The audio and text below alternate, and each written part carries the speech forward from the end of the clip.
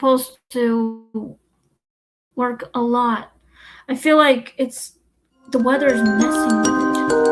And look at that. It's like it's having issues. I have to do it again by tomorrow.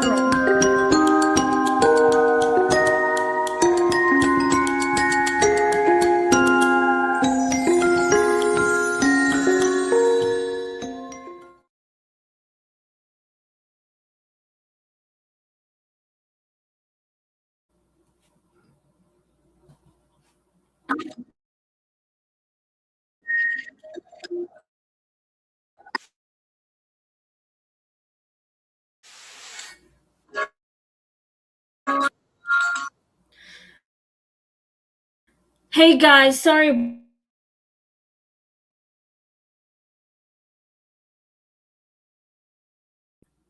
of the ghosting with Anya. So welcome back to ghosting with Anya. Sorry about that. The internet is just messed up. I don't know why. I guess we'll have to start over the story. I just hope you got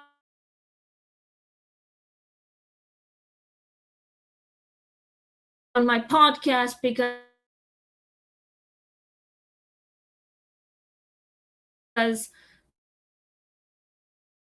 someone is literally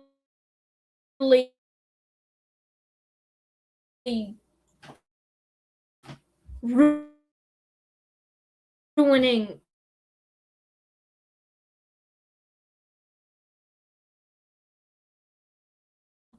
it. Helps me pay the bills and stuff. So let's just get on the story. I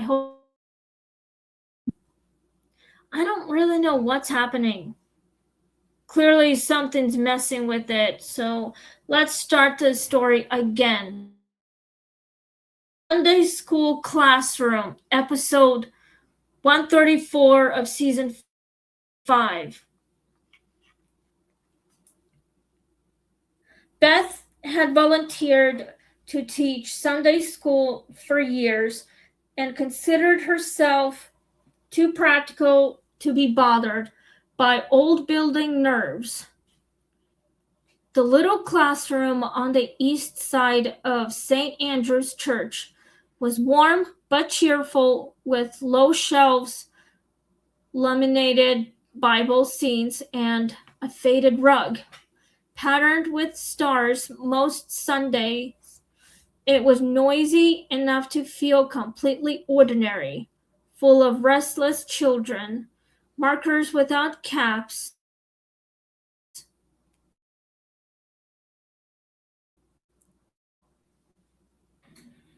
and crumbs ground into fibers, but attendance dropped and the adult service ran longer. The education wing took on an emptiness Beth disliked more than she admitted. Hallway sound. Closed doors seemed to hold their breath. She began to notice the change only after several children asked why the girl in the blue dress never joined class.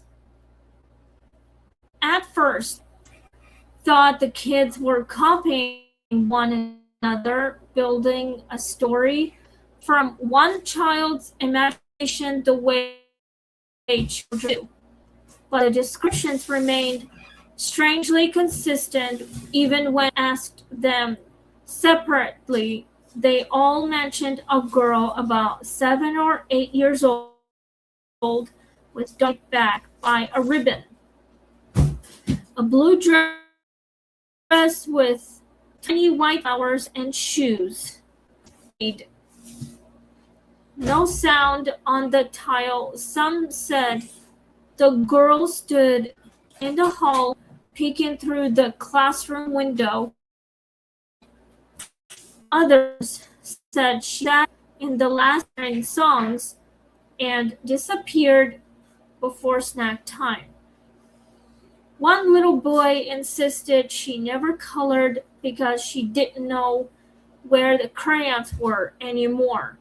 Beth smiled through these reports while quietly deciding the old fluorescent lights and too much religious storytelling were blending into something theatrical. In young minds, then she saw the extra chair pulled out from the table after everyone had gone home. This literally scared to death. Maybe she's shy. The kids probably thought she was a little strange. No wonder why. Maybe she has no idea what's going on with those kids too. Or maybe she's just doesn't know how to make friends. Or maybe she's just too scared to talk to someone. No wonder why everyone in the church thought maybe this little girl was a little strange. Perhaps maybe she's not a little girl. Maybe she's just a spirit. Or doesn't know that she might be dead. Anyway, let's continue on the story. Sorry about that, guys. Somehow the internet started acting weird. I hope you guys are having any trouble with the internet, like I am on my podcast. I had to start over again because something was messing with it. I had this laptop for almost a month. Yep, something like that. Yes, I actually had this laptop about a month since my birthday. So anyway, let's continue on. In there, Beth always stacked them the same way after class, partly out of habit and partly because order felt like control in a room made chaotic by children. Yet that afternoon, one chair stood neatly separated from the others near the back table, angled toward the room as though someone had risen from it only a moment earlier. Thinking one of the kids must have moved it before leaving, Beth pushed it back and went on cleaning. When she turned around a few minutes later, the chair was out again, not far, just enough to be noticed. She stared at it for a long time before laughing nervously to herself and blaming the uneven floor, but there was no slope. And the next Sunday, one of the children asked whether the girl in blue was finally allowed to sit closer. This is so strange. I mean, I hope you guys are a little brave enough, and if you guys go to Sunday church, if you have any paranormal activity going on in any of your churches, especially on a Sunday school, like literally, I mean, if you have any experience with any of that, especially teachers at the Sunday church, like at Sunday school maybe, if you guys have any of that problem, let me know what you think, and let me know what's going on at your own church with your own Sunday schools. You can just leave me a comment down below. I would love to hear what your opinions are, especially with this story that I'm actually reading. So just let me know what you guys think. We are in 10 minutes. I hope this video is a little bit longer. Just let me know what your opinions are. Anyway, let's continue on the story. Beth mentioned the comments to the church administrator, who gave the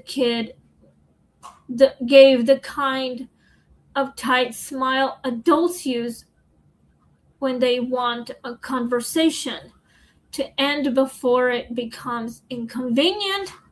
He said the building had gone through several remodels and that children sometimes picked up scraps of old stories. Unsatisfied, Beth later approached Mrs. Donnelly, an elderly congregation member who seemed to remember everything that had ever happened at St. Andrew's. Mrs. Donnelly listened, folded her hands, and told Beth there had once been a child in the church many years ago who died suddenly before a Christmas program. Her name was Ruthie, and she had been meant to recite a verse in a blue floral dress her mother made by hand. The program was never performed that year, and for a long time some adults claimed to hear a child practicing softly in the east wing after everyone had left. Mrs. Donnelly ended the story by saying not every spirit knows the schedule changed. Okay, this little girl named Ruthie who died. We don't know, but I guess we'll have to find out as we are reading the story. Apparently, this child named Ruthie, who was about 8 years old maybe, who died, but never had a chance to perform at the recital at the Sunday school or something. I guess the mother was so sad that she had no choice but to, I don't know, bury her own daughter somewhere or at the cemetery. We don't know what happened to this little girl. But let's find out why the Sunday school was chosen by this little girl. Apparently, this little girl is a ghost, and this little ghost doesn't know that she died, even though she performed her song constantly, all the time, very softly, but she never had the chance to go on stage and sing. So I am very sad that this child is dead. I mean, nobody knows this little girl died, but the only person who did know was Mrs. Connolly. I'm guessing. I don't really know what year this child passed away. I guess we'll have to figure it out. So let's continue on. The following Sunday, Beth stayed after class and sat alone in a quiet room with the door cracked open to the hallway. The late afternoon light came through the narrow window in a pale band, and from the sanctuary far off, she could just hear the muffled last notes of the organ postlude. For several minutes, nothing happened. Then she heard the faintest rustle from the hall, followed by a child's careful steps that somehow made no sound. against the tile, a small figure paused in the doorway. Beth did not see a full face at first, only a blue dress patterned with little white flowers and one thin hand holding the edge of the frame. When the girl finally looked up, her eyes held the lost concentration of a child trying very hard to remember something important. Wow. This child just doesn't know that she has passed on many decades ago, like many years in the past. I don't know. That's something to do maybe in 1990s or 80s or 90s. I don't really know. So I hope you guys are, taking this very seriously, because this is a real thing probably, and it can be very related to anything. So this story can be based on real events, just so you know. I hope you guys are brave enough to listen. If you have any questions, let me know what you guys think about this story and about this little figure of a young child named Ruthie. Anyway, it's so tragic how she passed away, and I hope you guys are, like praying for the mother who did lose a child from something that clearly did not want her to live. We'll figure something out. Anyway, I just hope you guys know what I'm talking about.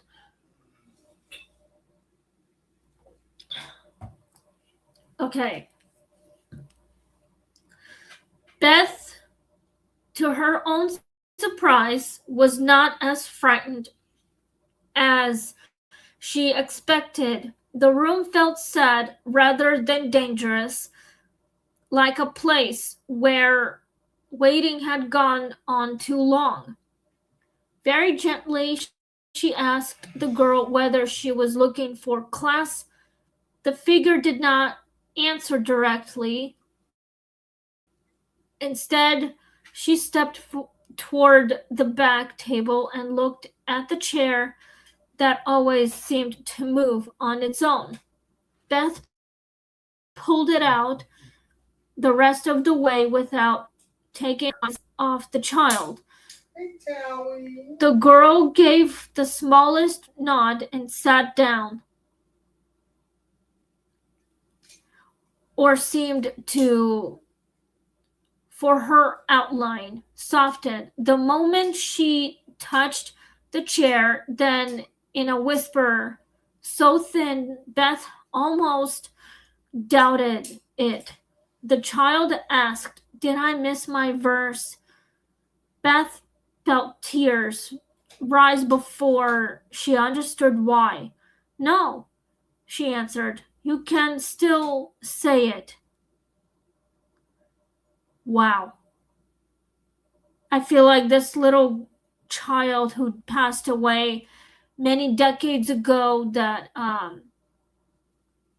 was still waiting for her turn to sing the verse of some kind of worship songs.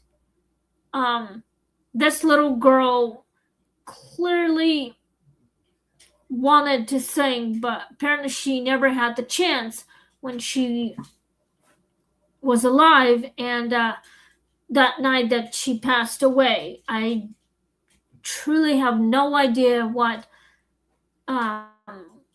took this little girl's life. So let's continue on the story.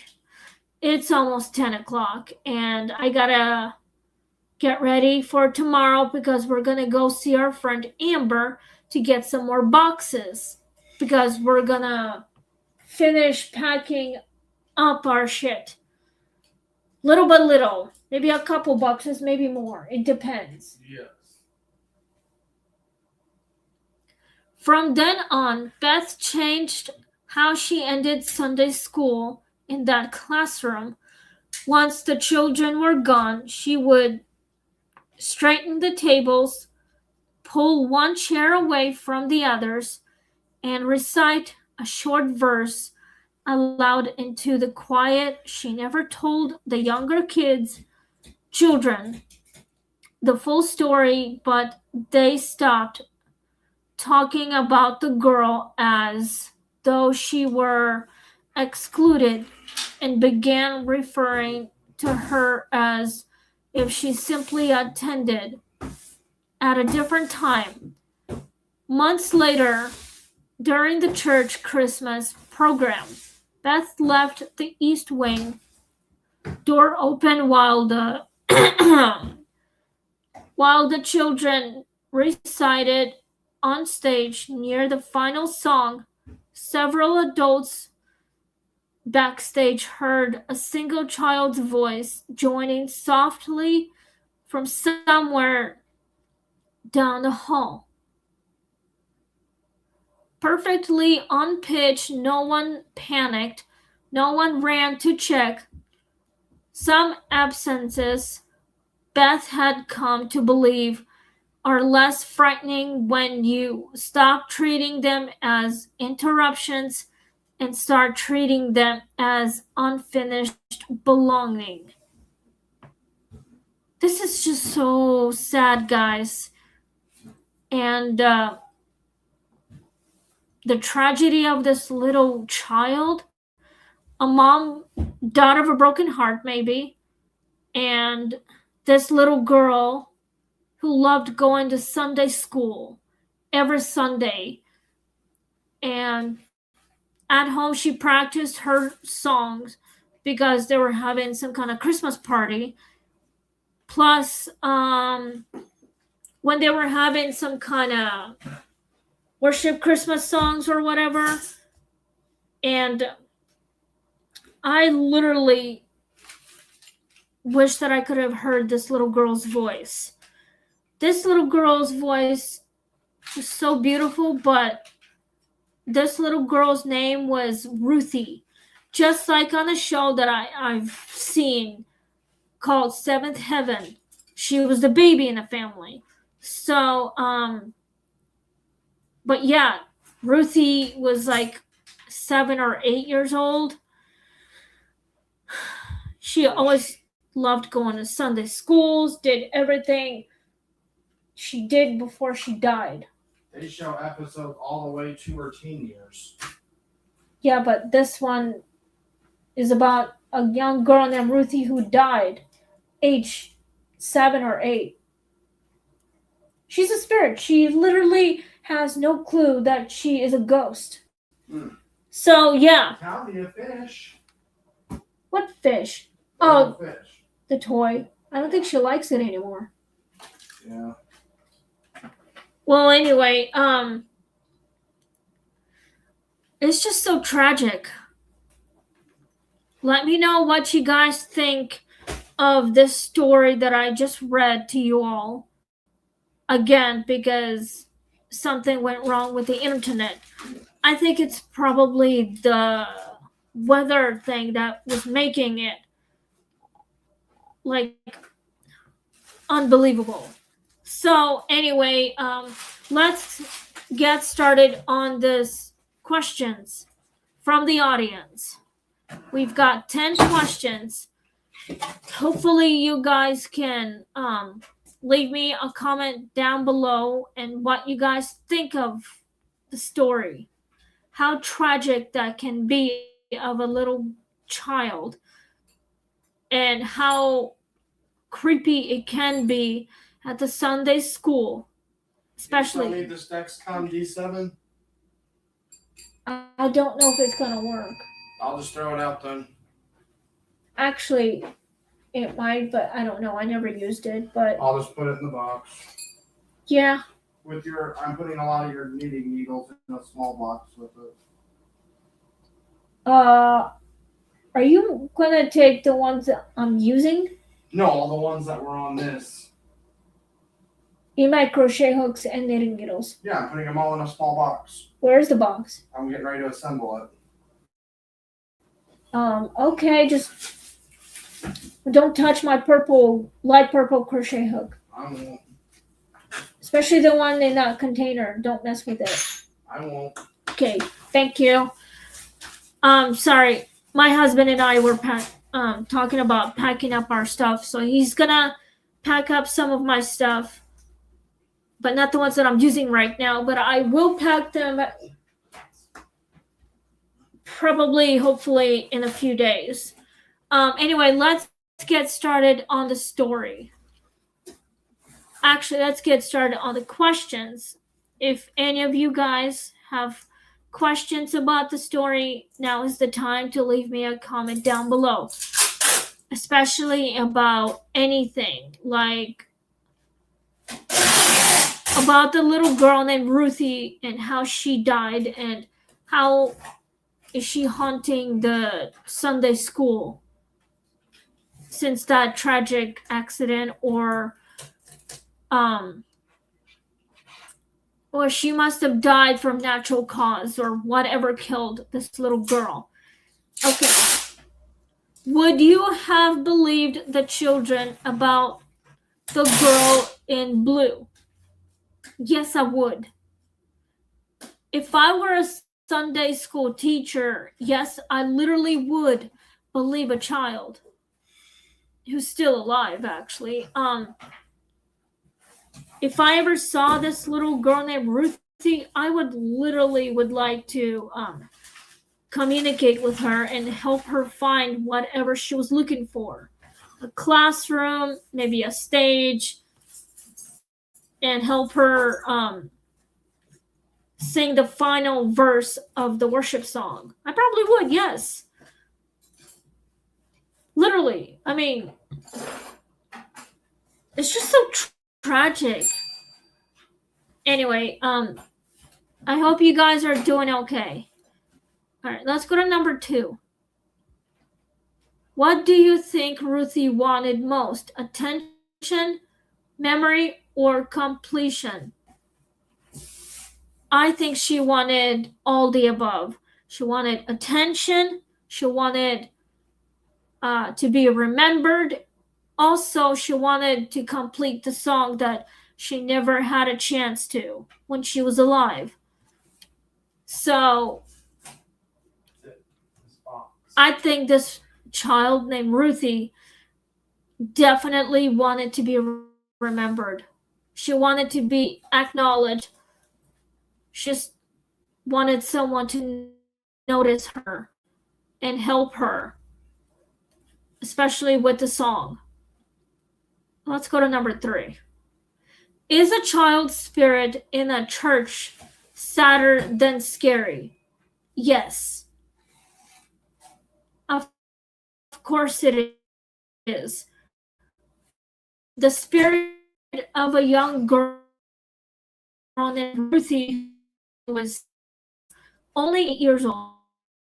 Not because she somehow found out the hard way about her being dead.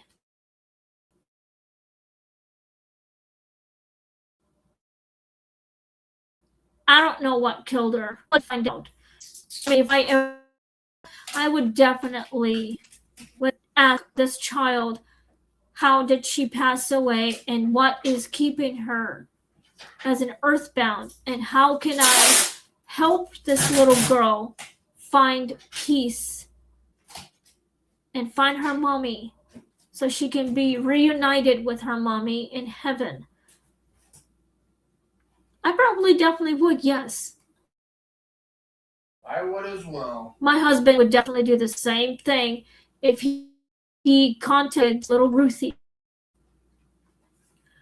What was the most unsettling detail to you? The silent shoes or the moving chair? I think it was the chair. It's not the shoes. I think it was the chair. Like seeing a chair being moved by invisible hands. Like literally, I mean, if I ever saw that, I would not be afraid. I would try to get close to it and have the experiment maybe, or have a seance with this child, especially with her mommy and daddy. I probably would. So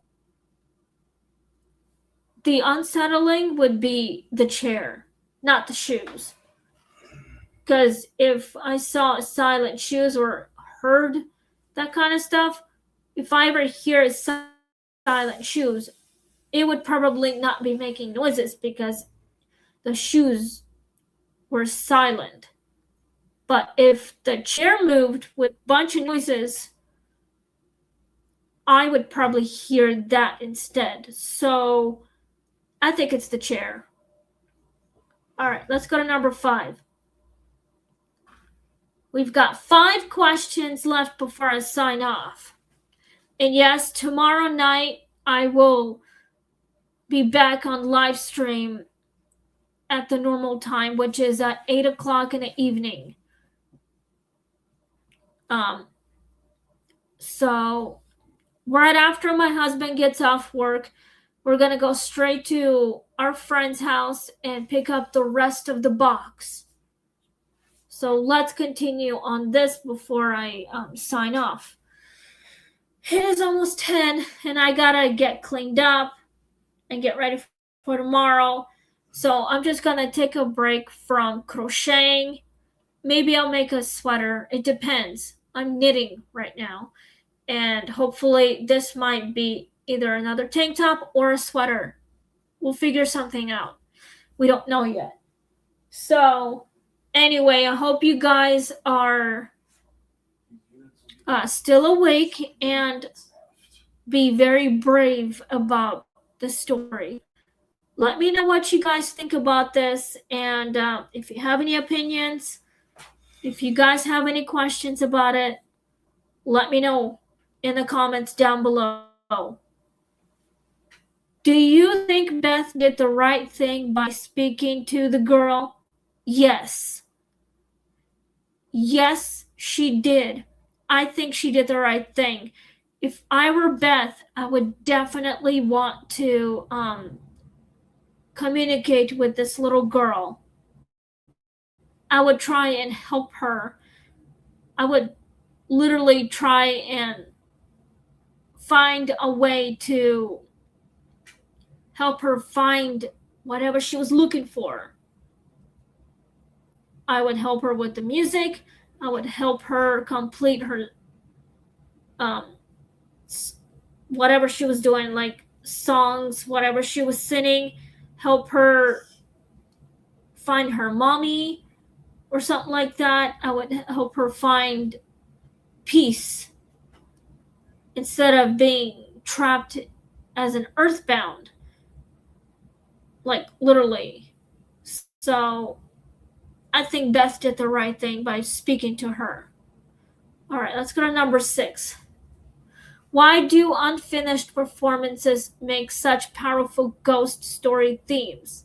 Well, the reason why they're unfinished is because the spirits have unfinished business, and for some reason they just, I don't know, stay as an earthbound because they can't find what they were looking for because they're confused, and they are like trying to find someone that they can protect.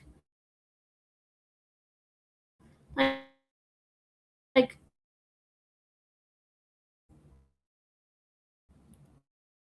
from beyond what God means, but yes, unfinished business, which is find whoever they're looking for in the past, or perhaps they want to figure out what really happened to them, like when they were alive. How did they die? Who did it? And can they get any closure? Can they get any justice? But that's what the performance can be. And it can make very powerful story. All they want is to be recognized. They want to be remembered. They wanted their stories to be told. That is the reason why the spirits have their unfinished business. It's because they wanted their story to be told. And once their stories were told, they're no longer trapped as an earthbound. They can finally find their peace and they can be watching over us from beyond the graves. Like they finally get to heaven and they send us a message, which means they're doing okay now. They found what they were looking for and they will be watching over us from from heaven. So this is what it is. All right, let's go to number 7. Would you keep teaching in that classroom after seeing Ruthie yourself? Yes, I would. Of course I would. Why wouldn't I? If I saw Ruthie and if I literally wanted to help her, I probably have the courage to speak with her and find the truth and put the pieces together and she can finally rest in peace. So, and I would continue doing all the teachings in the classroom, um, in the Sunday school, like every Sunday morning. I probably would, yes. My husband would do the same thing. So let me know what you guys think and please leave me a comment down below if you know what I'm talking about. Because I'm trying my best to get all the answers. We are in 37 minutes now, so it's almost 10. We are 2 minutes away from 10 o'clock. So I'm not trying to rush, but we've got other shit going on. My husband is working tomorrow from 8 o'clock till 4:30. So after he gets off work, we are going straight to our friend's house and pick up the rest of the boxes and we will continue packing. So anyway, let's go to number 8. Do you believe places remember missed moments? Of course they do. My husband says yes. All the haunted places do remember all the things that happened in the past, especially when people were alive back then and how they died and how they became spirits and became earthbound and became trapped and confused, and they would have their unfinished business. They don't remember how they died. This is why all the buildings and open fields remember what happened in the past. So it reminds me of Salem, Massachusetts, 1600s, when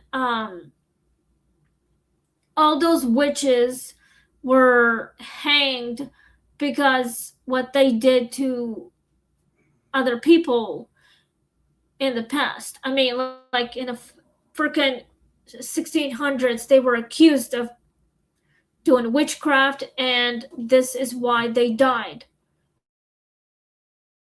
And guess where they died?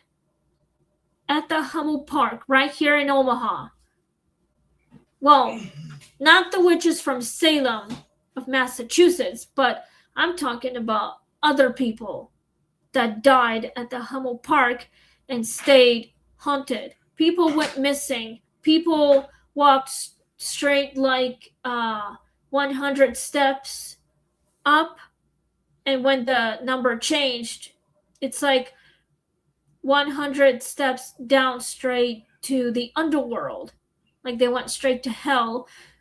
People went missing all the time, and their spirits trapped, and they don't remember how to get out. That's why they get lost, they get frustrated, freak out all the time, they lose their freaking minds. This is how they died. This is why they're still there. Don't know how to get out. They don't know how to find the exit. So that's why they're still there. But all these places actually do remember. My answer is yes. Everything can be remembered. All the haunted places and spirits would try to remember, but once they go back to the beginning, they would remember everything that happened in the past when they were alive. So they finally got what they deserved and they found peace, and everything went back to normal.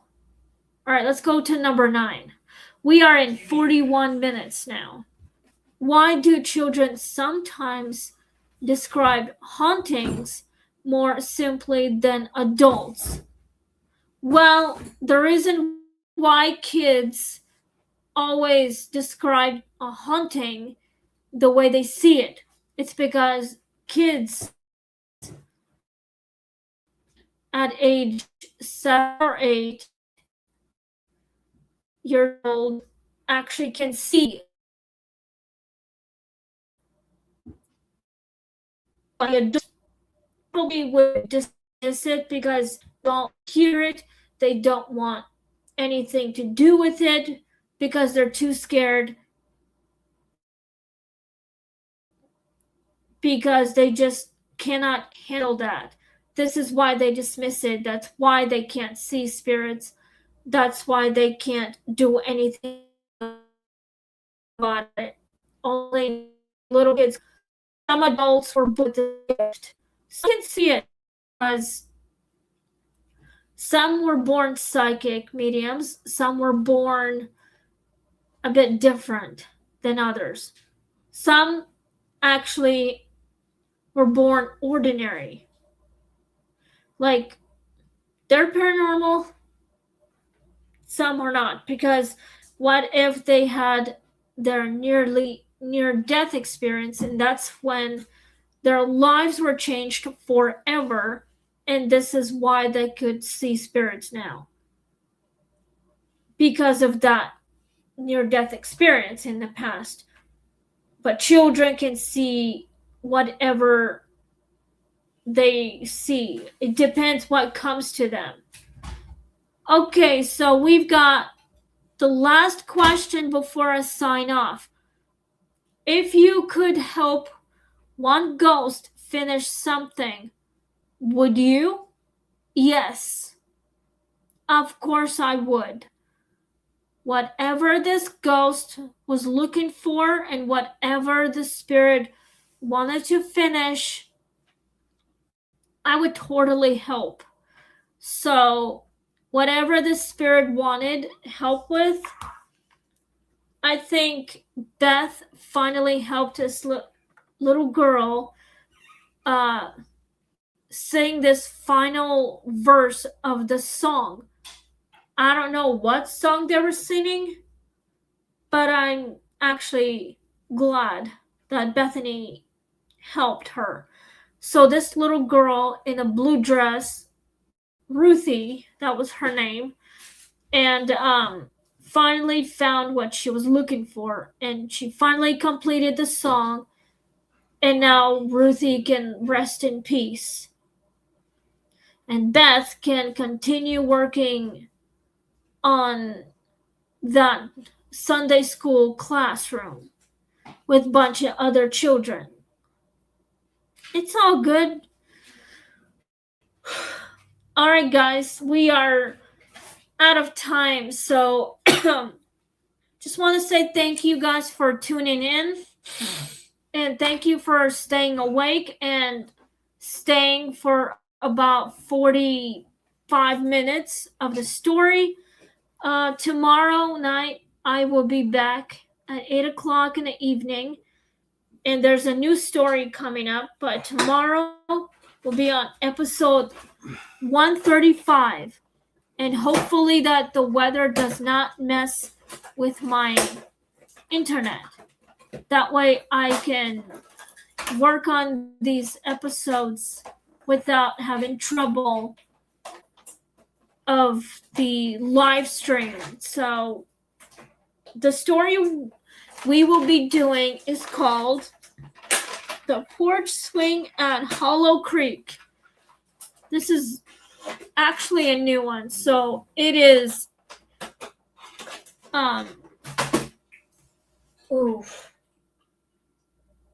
it is 10:06 p.m. So thank you guys, and we'll see you all tomorrow night, 8 o'clock in the evening. So please click like, share, and subscribe, and may God bless you all, and have a wonderful night, and see you all tomorrow, 8 o'clock in the evening, on Ghosting with Anya on live stream right here on YouTube. Have a wonderful night, and we'll see you all tomorrow. Bye.